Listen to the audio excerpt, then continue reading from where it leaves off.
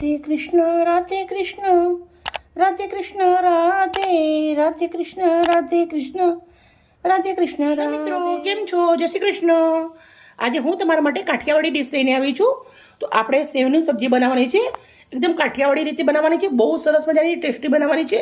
લસણની ચટણી બનાવવાની છે, કેવી રીતે બનાવી પૂરો વિડીયો શેર કરું છું. વિડીયો સારી લાગે તો પ્લીઝ મને એક લાઇક કરજો. જોડે થેપલા હશે, સલાડ હશે, જોરદાર સરસ મજાની આપણે આજે ડીશ રેડી કરીએ. બનાવવાની રીતે આપણે ચાલુ કરીએ. સૌથી પહેલાં ચટણી બનાવવાની છે. લીધું છે, આદુનો ટુકડો છે એ લીધો છે. હવે ખાંડની લેવી છે, ખાંડની અંદર નાખી દેવાનું છે. સાથે થોડું જીરું લેવાનું છે, થોડું મીઠું નાખું છું. આદુ અને લસણ પહેલાં આપણે થોડા વાટી લેવાના છે.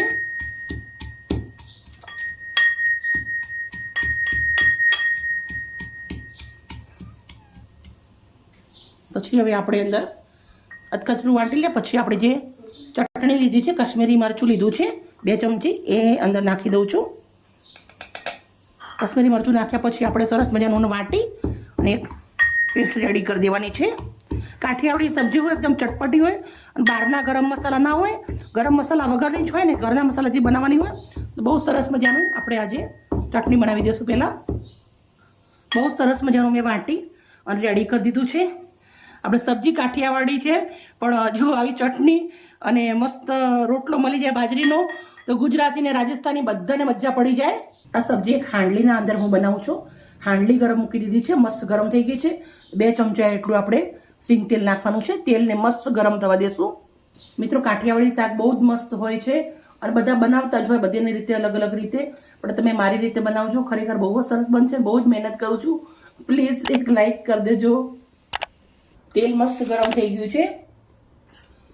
1 ચમચી ભરી અને રાઈ અને જીરું નાખું છું. અડધી ચમચી હિંગ નાખવાની છે. 2 ખાલી તેજપાન નાખું છું. સૂકા મરચાં નાખું છું 5 નંગ એટલા. લાલ ફ્રેશ મરચાં નાખું છું. મરચાં સરસ ડાન્સ કરે છે. ડુંગળી નાખી દઉં છું. સરસ મજાના ડુંગળી મરચાંને તેલના અંદર સાતળી લેવાના છે. ડુંગળીનો કલર એકદમ પિંક કલરનો થઈ જાય ત્યાર સુધી આપણે ડુંગળીને શેકવાની છે. એકદમ ધાબાવાળી સબ્જી બનશે, બહુ જ મજાની મસ્ત. ડુંગળી સરસ શેકાઈ ગઈ છે. આપણે સ્પેશિયલ જે ચટણી બનાવી છે લસણની એ નાખી દઉં છું. પછી આપણે અંદર હળદર નાખી દેવાની છે. અડધી ચમચી નાખવાનું છે. મીઠું જ્યારે આપણે ચટણી વાટતા હતા ત્યારે પણ નાખેલું છે. એકદમ ઓછું વધારે ધ્યાન રાખવાનું, વધારે ના થઈ જાય.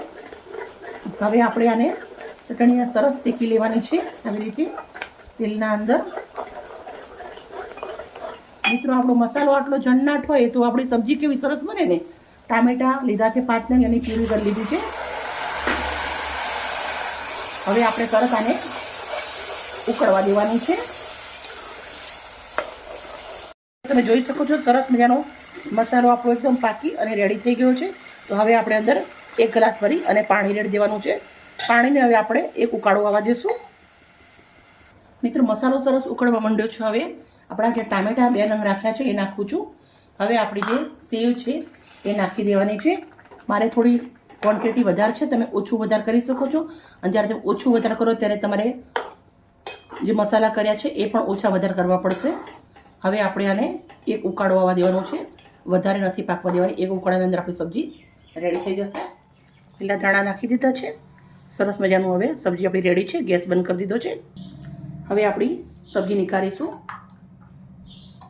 મિત્રો મેં થેપલા પહેલાં બનાવી દીધેલા છે, સલાડ લીધું છે અને આપણું આ સેવ ટામેટાનું શાક.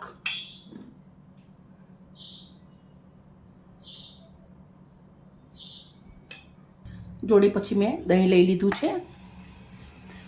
સલાડ, થેપલા, દહીં અને શાક રેડી. આવું સરસ મજાનું શાક હોય તો જ ખાવાની મજા આવે કાઠિયાવાડી. તેલ મરચાંથી ભરપૂર ચટણીવાળું આપણું શાક, થેપલા, દહીં, સલાડ રેડી છે.